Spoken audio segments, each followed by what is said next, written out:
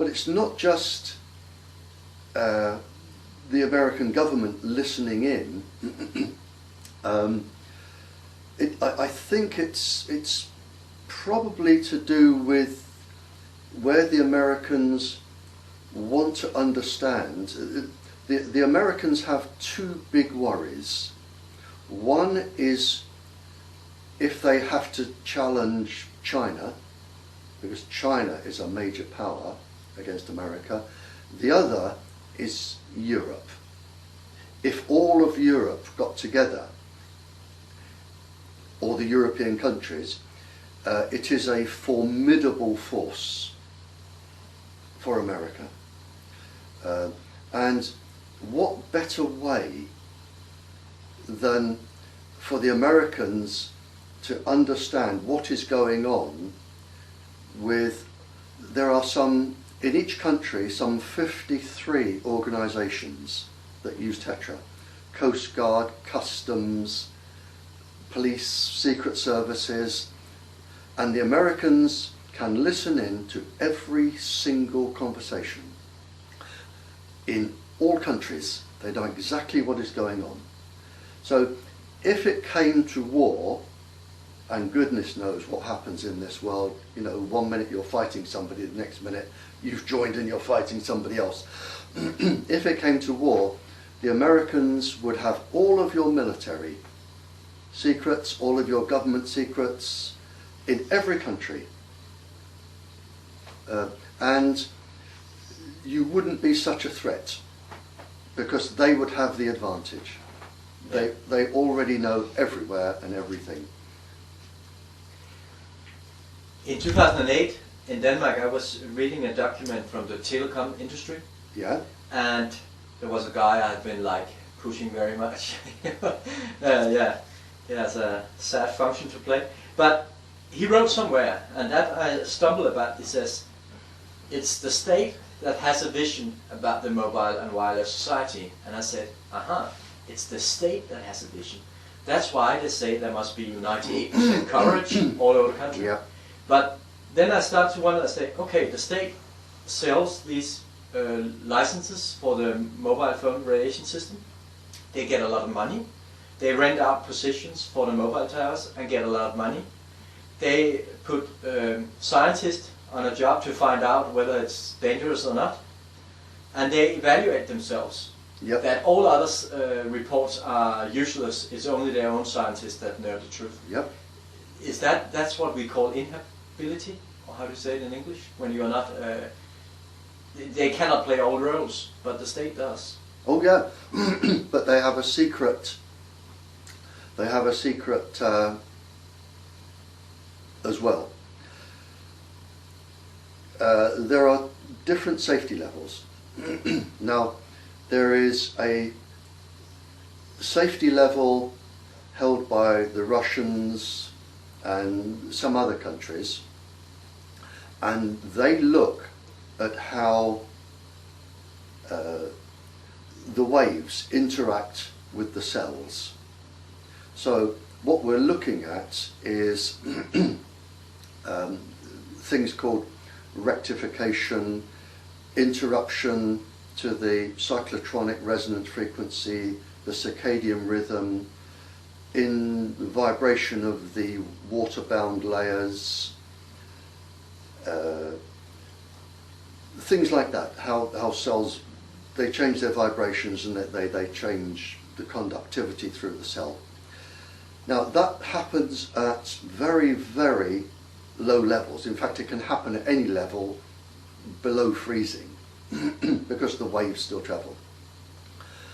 And if you have a safety level based on that, then in terms of units, ordinary microwatts per centimetre squared, in terms of units, a safe level, you're probably looking at the Bioinitiative report. We're talking about sort of electrically induced phase transition, where the waves change phases. A safe level is about 0.2 of 1 unit, about 1/5 of 1 unit. Up until last year, we allowed 10,000 units because we only look, along with other European countries, we only look at how warm you feel. So when the scientists do their experiments and they say this is perfectly safe, what they're saying is children could play Ring-a-Ring-a Roses around a transmitter all day and never exceed the maximum dose because they wouldn't get too warm. Only from running around. Only from running around. Yeah. So when the warm level is 10,000, but the safe level is 1/5 of 1 unit. But last year, the industry in this country, and we have just got rid of probably the most corrupt government ever, where I think over 60% of our parliament were found to be thieves or liars or corrupt. The last thing they did was to give the mobile industry permission to triple the amount of power. And for Tetra now, they've actually made an application to the government to have no safety limit at all. No limit. No safe limit. Earlier this year in Denmark, the politicians they agreed that we should have 100% coverage, indoor and outdoor, within a year. That was in February 2011. So yeah. That's the same situation. Yep. It's all over. Yep. So there are people very, very high up, and I'm not talking royals, I'm talking, there are people very, very high up in government or civil service, very high up, who have a lot of power, and they are telling the people below them what to do. And I can give you an example. In our parliament, it took a couple of years for our MPs to bring, going back to children, a case of children. A survey was carried out around Europe, and it was found that where transmitters are in school playgrounds, they found 200 schools, 200, where there were cancer clusters among the children and the staff. 200. In this country, some of the cancer clusters were 11, 12 children, all under the age of 11. And MPs took this to Parliament, a group of them, and they listed all of these cancer clusters in schools, mentioned all of the ones abroad, blamed the mobile industry. They said the mobile industry are lying. They are telling lies to parents and schools, saying these are harmless radio waves, lots of things. And being uncooperative, putting transmitters up without permission and then not taking them down. And at the end, the minister who was given his what to say just stood up and said, we are within international guidelines, safe guidelines, and sat down, and that's it. But then we come back to when we talk about guidelines, we have the IGNIAP, which is well, that is it. It's the same. It's the same, and it's all done by the same scientists.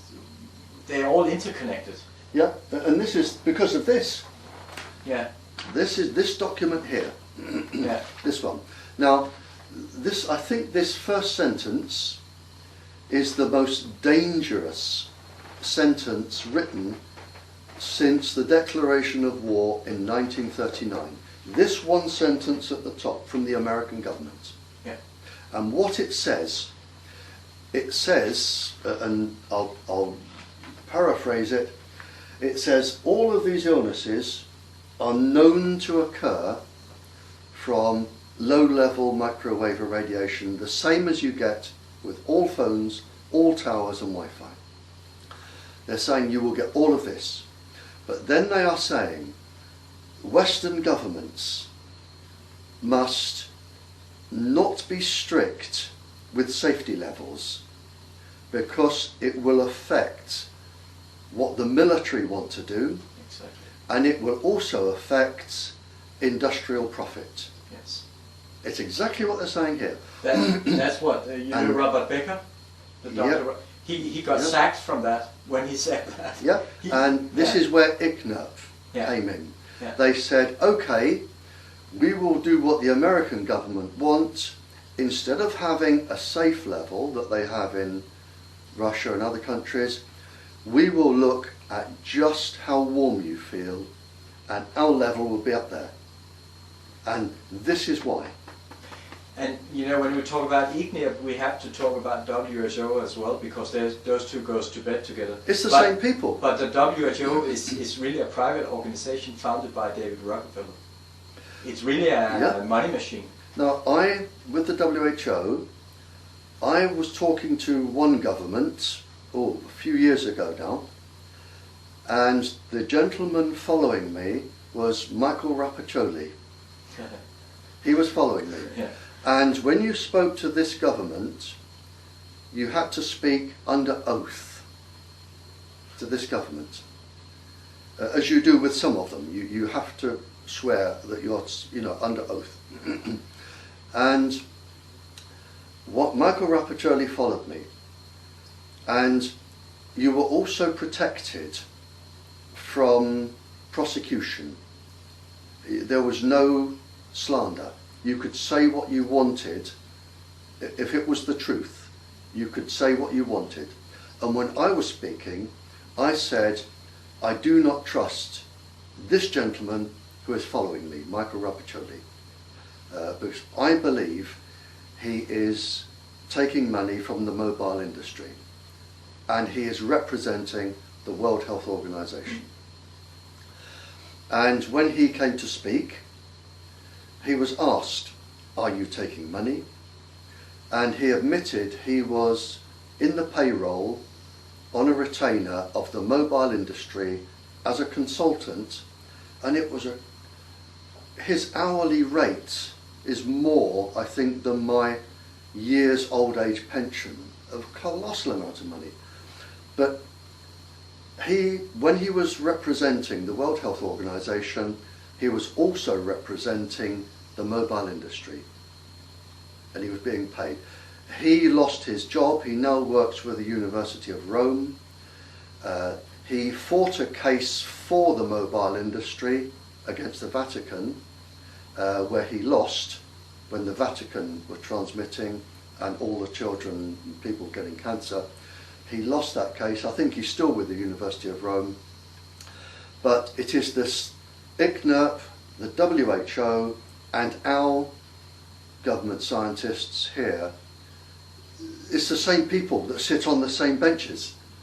And that this is one big boys club.